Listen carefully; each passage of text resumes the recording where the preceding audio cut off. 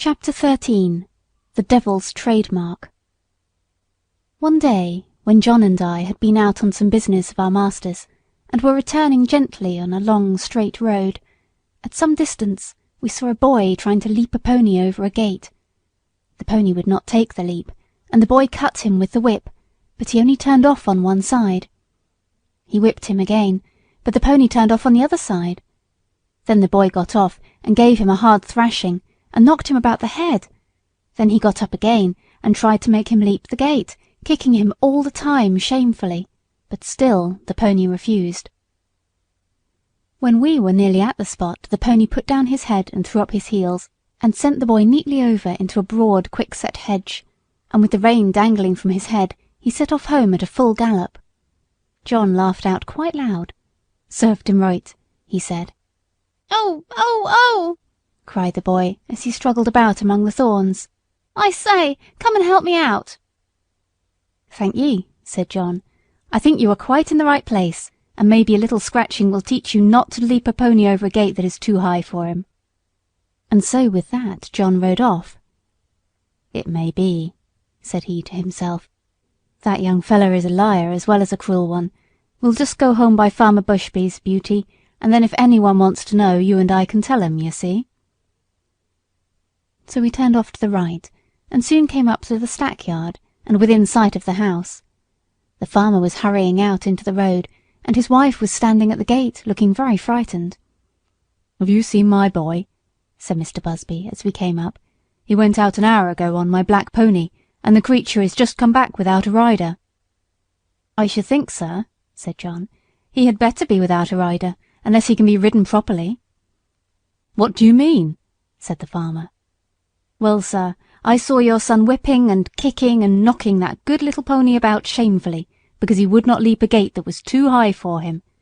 The pony behaved well, sir, and showed no vice, but at last he just threw up his heels and tipped the young gentleman into the thorn hedge. He wanted me to help him out, but I hope you will excuse me, sir, I did not feel inclined to do so. There's no bones broken, sir, he'll only get a few scratches. I love horses, and it riles me to see them badly used. It is a bad plan to aggravate an animal until he uses his heels. The first time is not always the last." During this time the mother began to cry. "Oh, my poor Bill, I must go and meet him. He must be hurt." "You had better go into the house, wife," said the farmer. "Bill wants a lesson about this, and I must see that he gets it. This is not the first time, nor the second, that he has ill-used that pony, and I shall stop it. I am much obliged to you, Manly. Good evening." So we went on, John chuckling all the way home. Then he told James about it, who laughed and said, "Serve him right. I knew that boy at school. He took great airs on himself because he was a farmer's son. He used to swagger about and bully the little boys. Of course, we elder ones would not have any of that nonsense, and let him know that in the school and in the playground, farmers' sons and labourers' sons were all alike.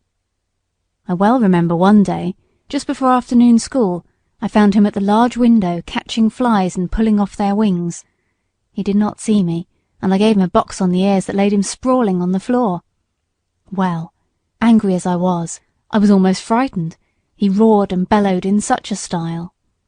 The boys rushed in from the playground, and the master ran in from the road to see who was being murdered. Of course I said fair and square at once what I had done and why. Then I showed the master the flies, some crushed and some crawling about helpless, and I showed him the wings on the window-sill. I never saw him so angry before. But as Bill was still howling and whining, like the coward that he was, he did not give him any more punishment of that kind, but set him up on a stool for the rest of the afternoon, and said that he should not go out to play for that week. Then he talked to all the boys very seriously about cruelty, and said how hard-hearted and cowardly it was to hurt the weak and the helpless. But what stuck in my mind was this.